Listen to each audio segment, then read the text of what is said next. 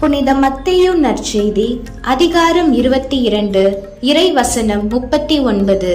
உன் மீது நீ அன்பு கூறுவது போல உனக்கு அடுத்திருப்பவர் மீதும் அன்பு கூர்வாயாக என்பது இதற்கு இணையான இரண்டாவது கட்டளை. ஜெபம்.